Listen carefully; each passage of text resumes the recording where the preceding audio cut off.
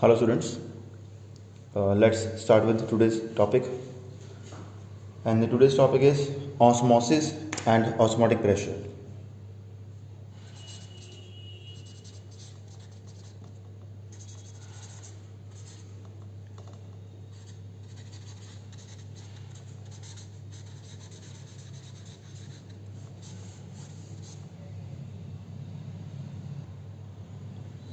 Now if we have to define osmosis and what is osmosis, और अगर question आया paper में कि define osmosis and is it a colligative property or not, तो हम इसी जो आज का सेशन है हमारा, हम इसमें यही स्टडी करेंगे कि ये colligative प्रॉपर्टी है या नहीं है, और ऑस्मोसिस क्या होता है, कितनी तरह का होता है, कैसे होगा कैसे नहीं, in detail. Right now, as we know that the phenomena of osmosis was first given by Ab Nolet.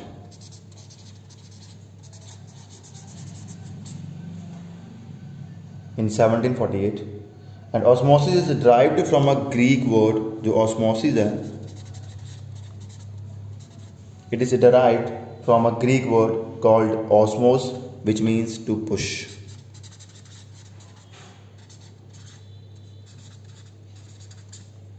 To push. And osmosis can be represented as follows. अगर मैं आपको एक फिगर के अकॉर्डिंग बना के दिखाऊं तो osmosis can be represented as follows. Suppose we have this.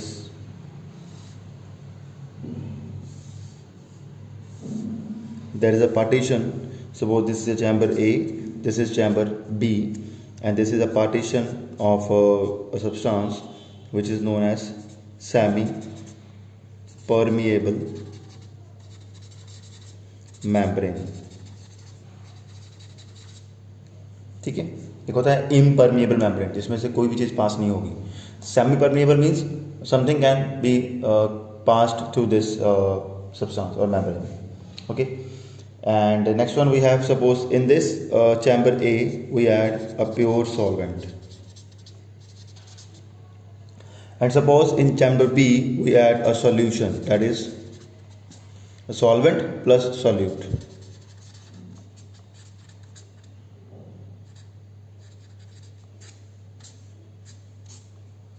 ठीक है, तो क्या होगा, सपोज तो इसमें हमने प्योर सॉल्वेंट डाला हुआ है, इसमें हम we have added the solute as well as solvent. So this is a solution, this is a pure solvent.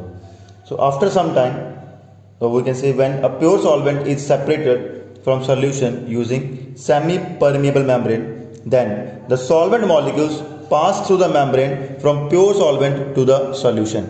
हमेशा क्या होगा, थोड़ी देर बाद देखेंगे.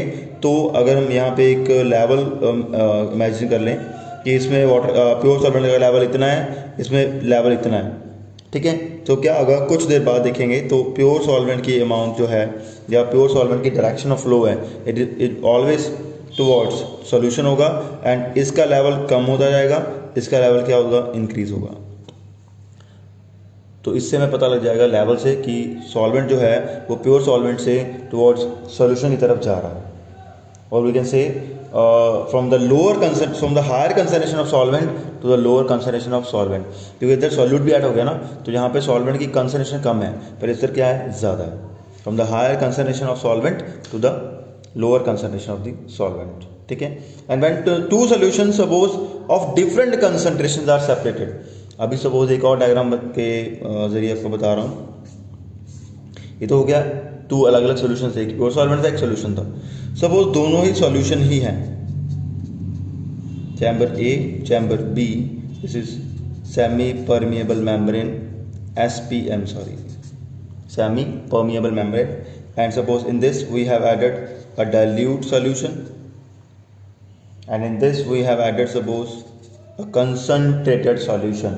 So when two solutions of different concentrations are separated using semi permeable membrane, then the solvent molecules pass through the membrane from dilute solution towards the concentrated solution. Why? Because in dilute solution the concentration of solvent molecules is more, but in the concentrated solution the solvent molecules are less. So from more concentration to higher concentration, the solvent molecules always move in osmosis. So this is how osmosis occurs. So अगर we have to define osmosis, then we will define it like this that the unidirectional, क्योंकि ये बेटा एक direction में ही होता है flow from solution pure solvent to solution या from high concentration of solvent to the lower concentration of solvent. Okay clear. अगर मैं सॉल्वेंट की बात कर रहा हूँ, अगर मैं बात कर रहा हूँ सॉल्यूशन की, तो बोलेंगे from the lower concentration of solution to the higher concentration of solution. तो सॉल्यूशन में दोनों आगे सॉल्यूट एंड सॉल्वेंट, ठीक है। ओके पर मैं अगर सॉल्वेंट की बात करूँगा तो from higher concentration to the lower concentration of solvent. Now definition है ऑस्मोसिस की, the unidirectional means in one direction and spontaneous flow of, spontaneous means continuous, अपने आप होगा, और कंटिन्यूस भी होगा और अपने आप होगा, हमें कोई बाहर से फोर्स लगाने की ज़रूरत नहीं है। स्पॉन्टेनियस, क्योंकि we have done the definition of spontaneous in the +1 class also. Spontaneous flow of solvent molecules only, याद रखना प्लीज। जो सेमी परमेबल मेम्ब्रेन है उसमें से सिर्फ सॉल्वेंट मॉलिक्यूल्स ही पास होंगे, the solute molecules can not pass through the semi permeable membrane, through semi permeable membrane. I am writing the short form here but you are not suppose to write the short forms. From pure solvent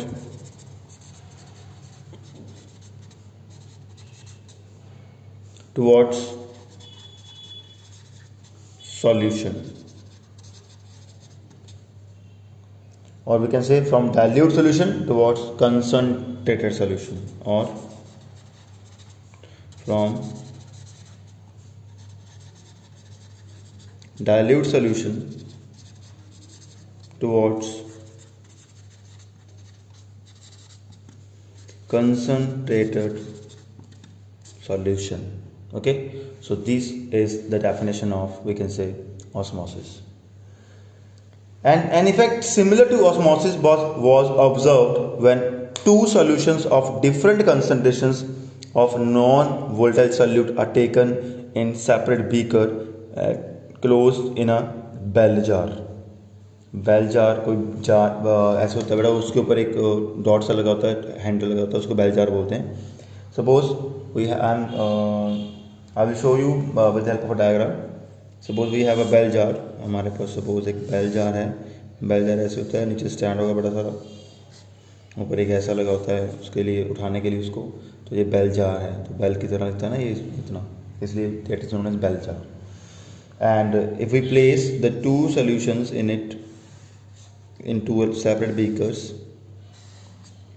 with different concentrations, suppose this one is dilute and this one is concentrated, ठीक है। तो इसमें हमने solution डाला है, इसमें volatile solvent है and non volatile क्या है, सॉल्यूट है। तो क्या होगा, इसमें से भी वो वेपर्स बनेंगे, इसके भी बनेंगे वेपर्स, कुछ वापस भी आएंगे, कुछ इधर भी आएंगे, but the net flow towards किधर होगा, इधर होगा। ठीक है, क्लियर। ओके, तो ये वैसे ऑस्मोसिस नहीं है, पर आपको बता रहा हूँ कि इसमें भी ऐसे होगा कि जो इसमें से वेपर ज़्यादा हैं वो इसमें ज़्यादा चले जाएंगे, इसका लेवल बढ़ जाएगा, इसका लेवल कम हो जाएगा, क्योंकि सोल्यूशन तो सेम है पर उनकी कंसनट्रेशन डिफरेंट है। सपोज ये भी सॉल्ट सोल्यूशन है, ये भी सॉल्ट सोल्यूशन है, पर इसमें सॉल्ट कम है, इसमें सॉल्ट ज़्यादा है, तो इसके बाद पानी जो है इसमें से इसे चला जाएगा। ठीक है, क्लियर। तो ये ऐसा होता है। तो rate of evaporation of solvent is greater in dilute solution as we know as compare to the concentrated solution. However, the rate of condensation are same for both the solutions. Obviously same होगा, and thus over time there will be gradual net transfer of solvent from dilute solution to the concentrated solution. So ऐसे होता है बेटा, पर ये osmosis नहीं है बेटा, एग्जांपल दे रहा हूँ। ऑस्मोसिस में हमेशा सेमी परमेबल मेम्ब्रेन होगी, ठीक है। तो ये आपकी डेफिनेशन थी, आपको हो गई ऑस्मोसिस की डेफिनेशन। नाउ एक और पार्ट है डिफ्यूजन होता है हमारे पास।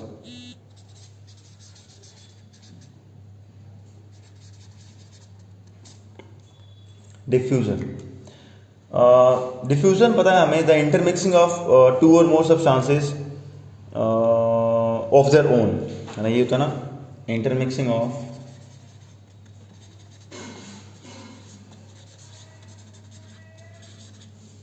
टू और मोर substances ऑफ देयर ओन, अपने आप दो या दो से ज़्यादा सब्सटेंसेस का आपस में कंबाइन होना, उसको बोलते हैं हम डिफ्यूज़न।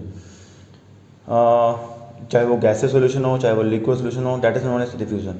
और डिफ्यूज़न और बेटा ऑस्मोसिस में क्या फ़र्क है, याद रखना, डिफ्यूज़न और ऑस्मोसिस बहुत डिफरेंट है। डिफ्यूज़न और ऑस्मोसिस कैसे डिफरेंट है, मैं आपको बताता हूँ difference between diffusion and osmosis. The first one is बेटा semi permeable membrane is not used. इसका फर्स्ट क्या आएगा, semi permeable membrane is use. ये सेमी परमिएबल मेम्ब्रेन के बिना नहीं होगा। हाँ, अगर हम इसमें से सेमी परमिएबल मेम्ब्रेन हटा देंगे तो वो क्या बन जाएगी, डिफ्यूजन बन जाएगी। सॉल्वेंट और सॉल्यूशन दोनों आपस में मिक्स हो जाएंगे, ठीक है। बट इसमें सेमी परमिएबल मेम्ब्रेन है और इसमें सेमी परमिएबल मेम्ब्रेन नहीं है, ठीक है। सेकेंड वन इज ऑस्मोसिस में नेट फ्लो यूनि डायरेक्शनल है, मतलब एक ही डायरेक्शन की तरफ होगा। पर डिफ्यूजन में दोनों सब्सटेंसेस आपस में एक दूसरे की तरफ मूव करके मिक्स करेंगे, तो वो याद रखना, ठीक है। This can be observe in liquids as well as in gases.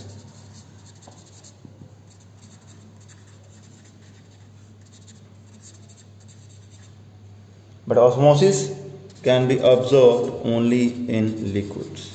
ये बच्चे हमेशा डिफ्यूजन और ऑस्मोसिस को रिलेट कर देते हैं आपस में, तो वो दोनों बहुत डिफरेंट है, ठीक है बेटा। एंड इसमें both molecules, both solvent and solute particles, solvent and solute particles move, but in this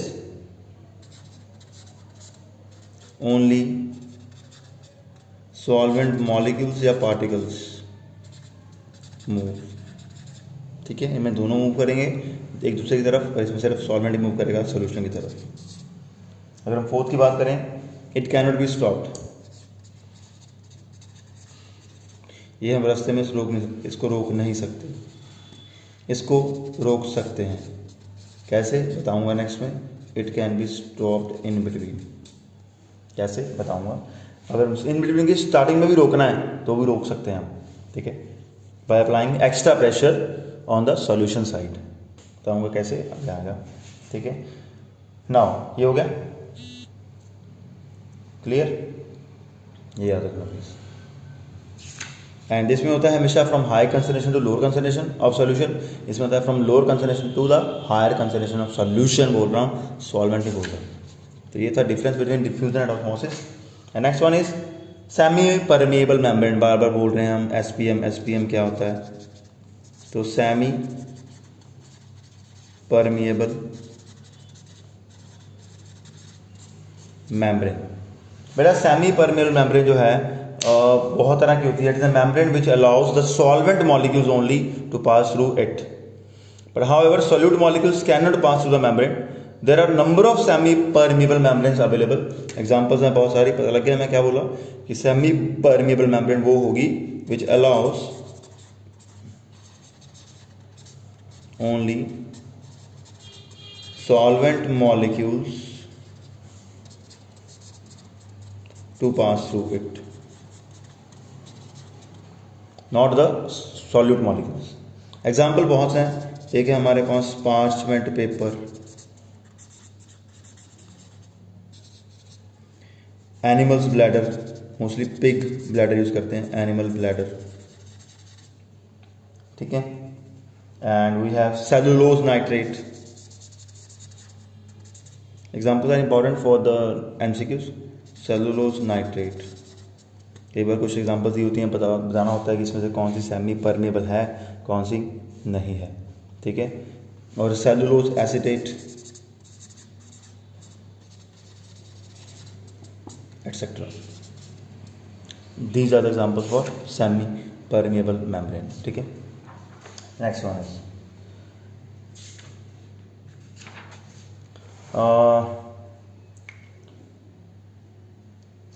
what is osmotic pressure, हम बताएंगे और करेंगे अभी, और इसको मेजर कैसे करना है, ये सब कुछ। व्हाट इज ऑस्मोटिक प्रेशर अभी करेंगे।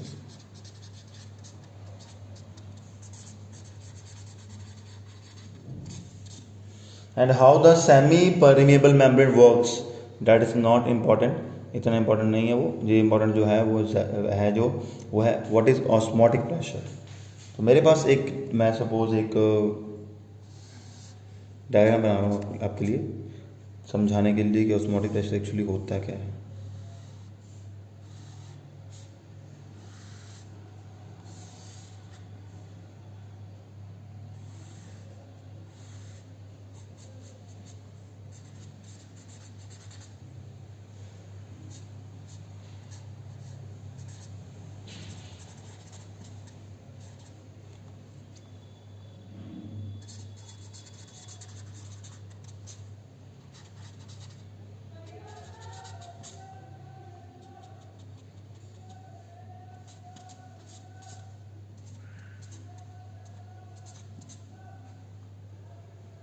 Now this is the diagram.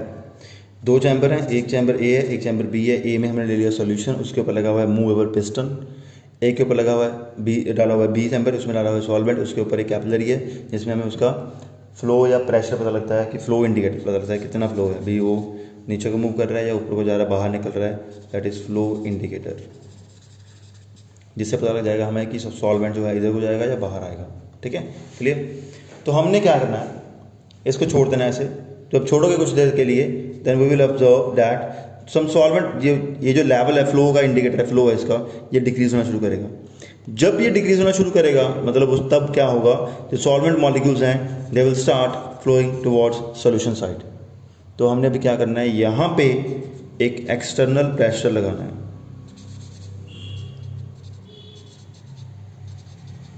External pressure लगाना है, इतना प्रेशर लगाना है ताकि सॉल्वेंट के मॉलिक्यूल्स इधर मूव ना करें और इसका फ्लो का जो लेवल है सपोज ये पी पे है तो वो पी पे ही रहे, ये डिक्रीज ना करे ना ही इंक्रीज करे।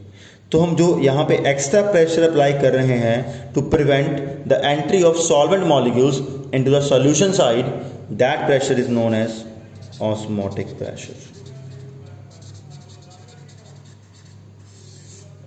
मीन्स ऑस्मोसिस को रोकने के लिए जो हमने एक्स्ट्रा प्रेशर लगाया that is known as osmotic pressure. अभी आपको समझ आ गया होगा कि what is osmotic pressure and how will we define it. तो मैं यहाँ पे लिख रहा हूँ इसको डिफाइन करने के लिए, इधर सारा बॉक्स में लिखूँगा ये, the excess pressure which must be या दैट मस्ट बी अप्लाइड और एक्सर्टेड, या अप्लाइड लिख लो ज़्यादा बेटर है, applied on the solution to prevent the net flow of solvent into solution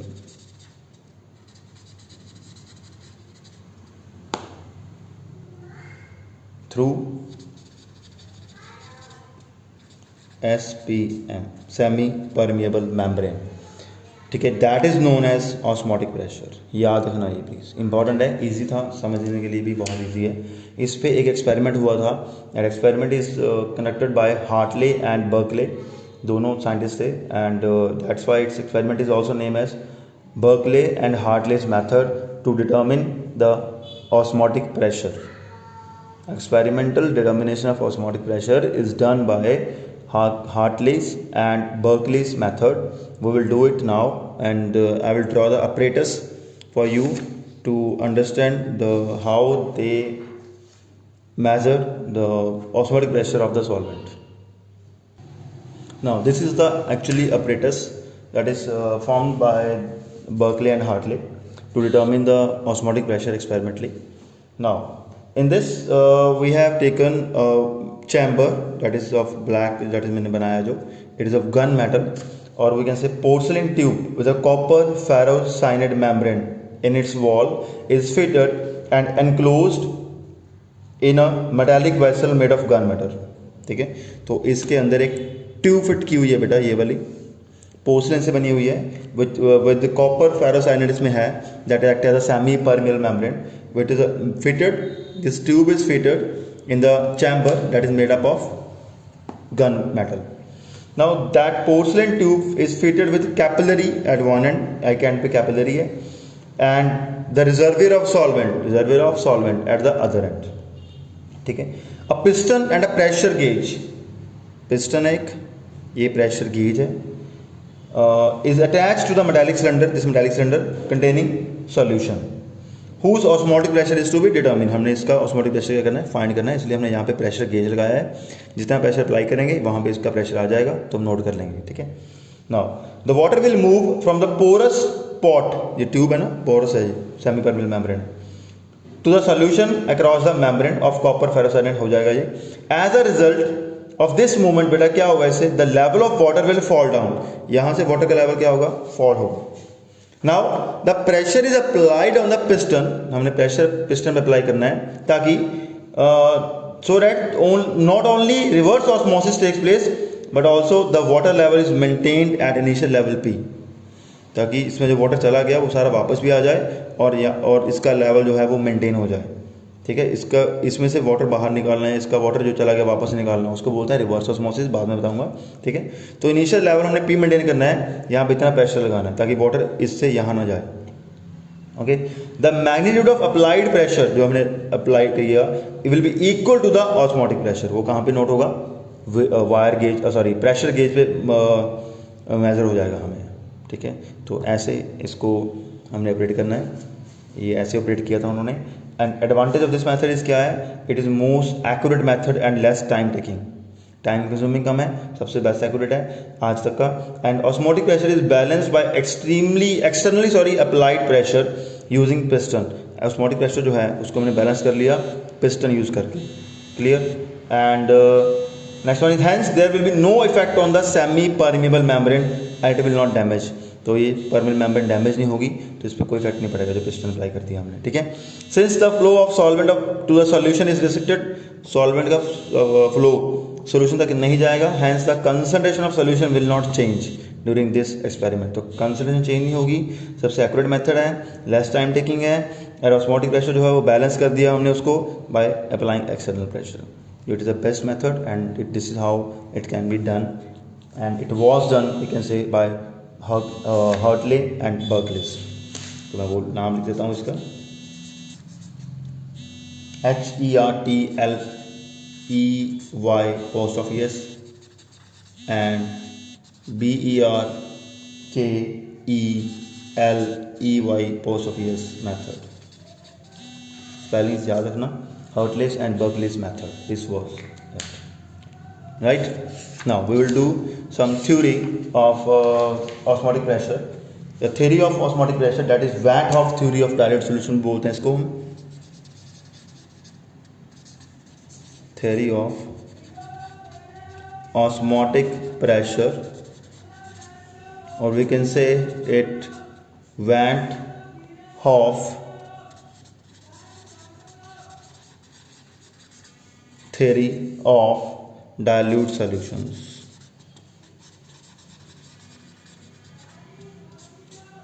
right. So इसको हम ऐसा बोलते हैं। एंड इसमें हम क्या करेंगे, इस टॉपिक में क्या करेंगे हम, we will derive a mathematical relation between osmotic pressure and the concentration of solution, and we will justify that osmotic pressure is a colligative property, वो हम इसमें जस्टिफाई करेंगे, इस टॉपिक में जस्टिफाई करेंगे। नाउ एक्चुअली वैन हॉफ जो है उसने एग्जामिन किया था एक्सपेरिमेंटल डाटा से, that is given by Pfeffer, and Pfeffer एक साइंटिस्ट था, and realise that there is analogy between the solutions and the gases, उसने किया था। तो अभी हम वैन हॉफ ने क्या किया वो भी करेंगे बेटा। Van Hoff propose that the solute molecules present in the solution possess kinetic energy and move randomly just like gas molecules. Van Hoff ने, इसलिए हम बोलते हैं इसको van Hoff theory of dilute solutions, कि डायल्यूट सॉल्यूशन में या solution में किसी में भी जो सॉल्यूट मॉलिक्यूल्स हैं they have some kinetic energy and move randomly like gases in all directions, and on collision of the solute molecules with the semi-permeable membrane, the solute molecules exert osmotic pressure which will be equal to the pressure which the solute molecules would exert if were gas molecules at the same temperature occupying the same volume as that of the solution।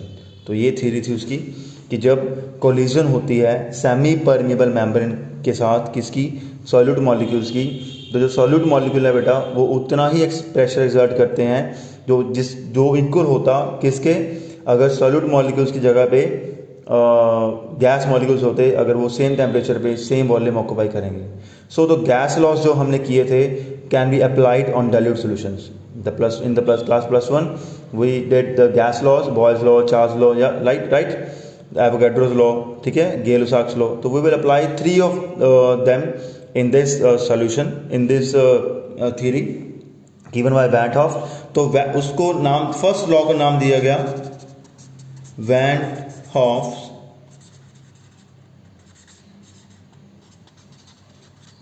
Boyle's law.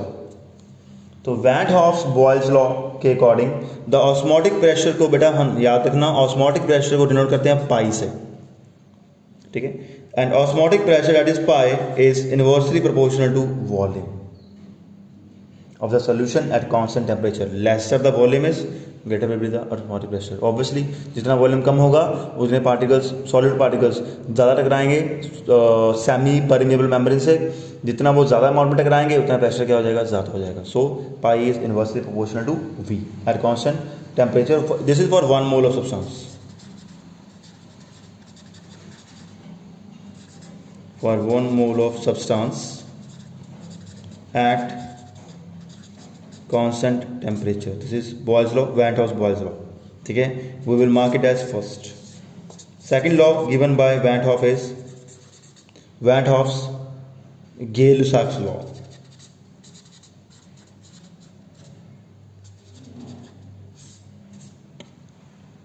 So according to this law of Van 't Hoff, the osmotic pressure is directly proportional to temperature. Obviously, greater the temperature is, more will be the kinetic energy of the particles of solute and more will be the collisions. ठीक है, this one is at constant volume for 1 mole.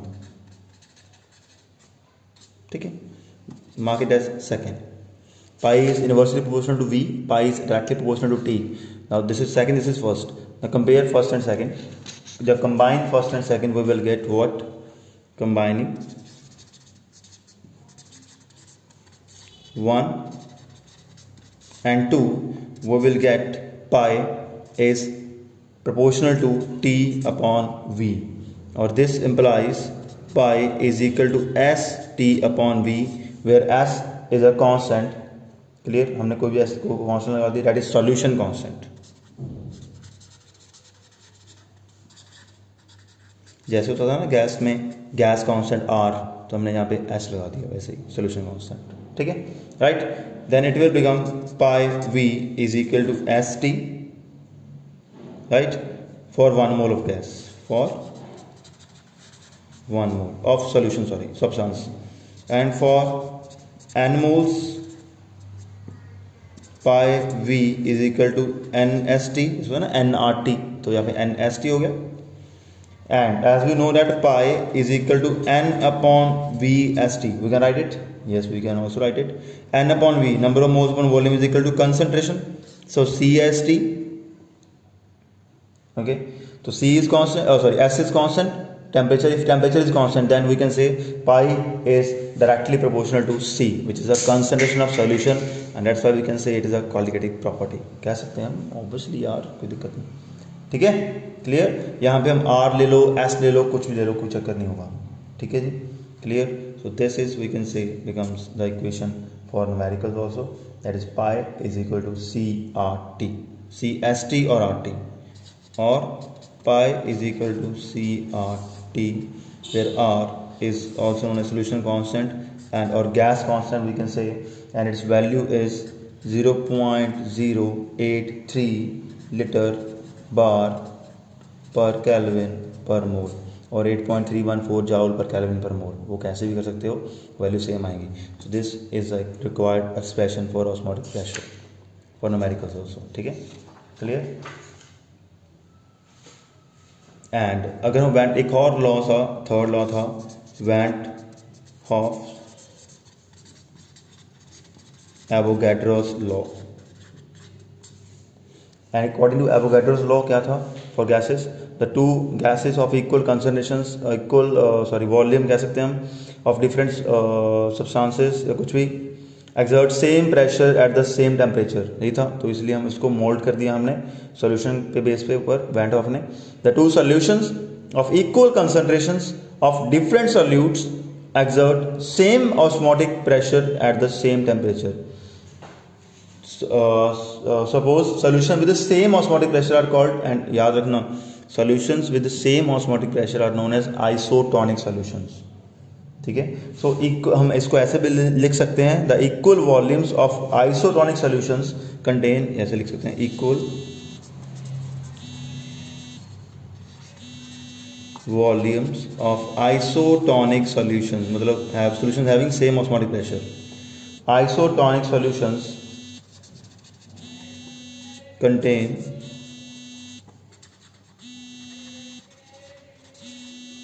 equal number of solute particles at given temperature. This is Van 't Hoff's law. And जैसे हमारे पास है pi V is equal to हमने किया था n R T, तो हम pi one V one is equal to n one R T one, and for second solution pi for second concentration pi two V two is equal to n two R T two, and when solutions are isotonic तो क्या होगा, pi one is equal to pi two, when pi one is equal to pi two then V one is equal to V two and T1 is equal to T2, क्योंकि isotonic equal number of solute particles भी बोल रहे हैं, equal volumes भी है, temperature भी क्या है, सेम है। तो जब ये कंडीशन होगी then we can say number of moles is equal to number of moles of second, N1 is equal to N2 होगा हमेशा।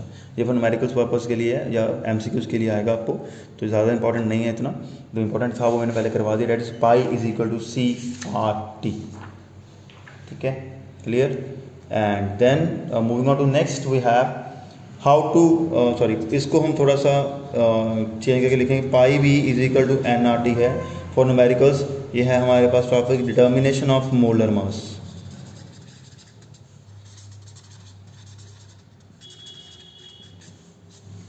पाई V is equal to NRT we know, and pi V is equal to mass upon molar mass into R into T, right? And if we want to find molar mass of solute, we will get WB into RT upon, ये सारा नीचे आ जाएगा, ये ऊपर चला गया, तो पाई into V. This is the required expression for numericals that you have to use for osmotic pressure, ठीक है, क्लियर। तो इसके एडवांटेजेस बताएंगे कल नेक्स्ट लेक्चर में करेंगे हम, एडवांटेजेस और क्या होते हैं आइसोटोनिक सॉल्यूशंस, हाइपरटोनिक, हाइपोटोनिक, क्या होता है एक्सोस्मोसिस, क्या होता है एंडोस्मोसिस, क्या होता है रिवर्स ऑस्मोसिस। तो थोड़ा सा टॉपिक रहता है इसका, वो नेक्स्ट लेक्चर में करेंगे, अभी पूरा नहीं होगा। एंड उसके बाद करेंगे न्यूमेरिकल्स इसके, फिर हम करेंगे abnormal and abnormal molecular masses और चैप्टर खत्म हो जाएगा, ठीक है। I think 2 or 3 lectures more chapter will be finished, right. And that's all for the day बेटा। Please stay safe, stay home, and please eat healthy and stay healthy. Bye bye, take care.